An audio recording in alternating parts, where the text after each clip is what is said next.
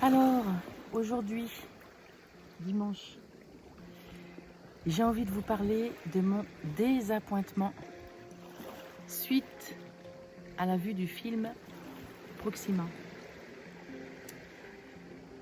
Pourquoi un désappointement? Je me faisais une joie d'aller voir ce film qui traite des destins extraordinaires de femmes astronautes qui sont donc allées dans l'espace, qui ont donc des entraînements militaires, d'ordre militaire, c'est-à-dire des entraînements sportifs d'excellence, un cerveau d'excellence, elles ont fait des études d'excellence, une persévérance d'excellence, parce qu'avant d'être sélectionnées, eh bien évidemment, il y a beaucoup d'étapes à passer. Et en fait, qu'est-ce que j'ai vu dans ce film? C'est une grande partie du film traite la relation entre cette femme et sa fille qui a 8 ans. Une femme qui est capable de tout ça et puis qui larmoie pendant tout le film parce qu'elle laisse sa fille, forcément elle va partir 6 mois dans l'espace, et puis elle a un temps de préparation où sa fille ne peut pas être là. Dans une préparation à ce niveau de, de précision pour partir dans l'espace, il n'y a pas le droit à l'erreur. Et le pompon, ça a été qu'après une quarantaine, pour que ces astronautes partent dans l'espace 6 mois sans avoir contracté de maladie, eh bien, comme sa fille, elle lui avait promis d'aller voir toutes les deux la fusée, cet astronaute s'enfuit pour aller récupérer sa fille la veille de partir et aller voir toutes les deux la fusée en passant sous un grillage, enfin un truc complètement invraisemblable. Mais surtout, ce qui me choque, c'est que ça discrédite toutes les femmes qui vont entreprendre ce genre de... C'est même pas une aventure, c'est au-delà de l'aventure.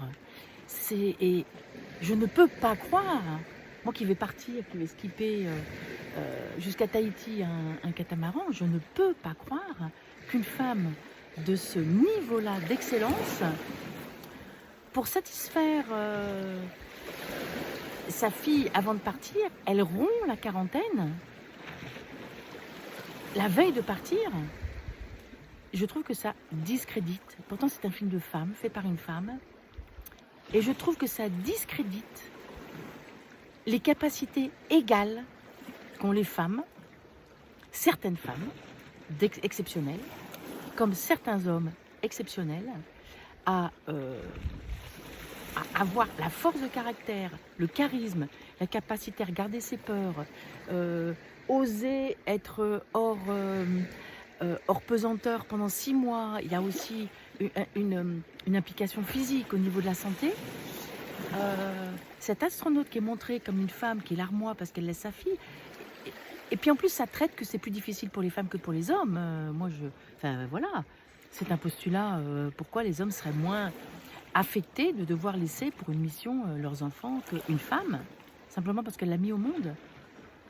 Une femme qui fait ce parcours-là, qui a ce destin-là, elle a d'abord complètement confiance en la vie, elle est absolument convaincue qu'elle va revenir, elle n'abandonne pas ses enfants pour toute la vie, et elle ne va surtout pas mettre en danger son équipage avec un petit caprice de dernière minute de rompre une quarantaine qui fait partie de l'essentiel pour partir 6 mois dans l'espace. Alors, c'est mon côté féministe. Alors, je ne suis pas une féministe.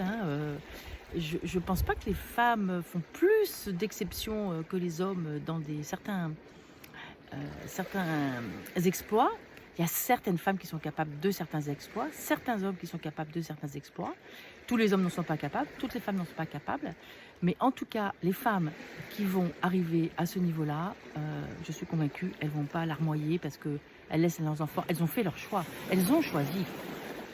C'est ça, elles ont fait leur choix pour en arriver là.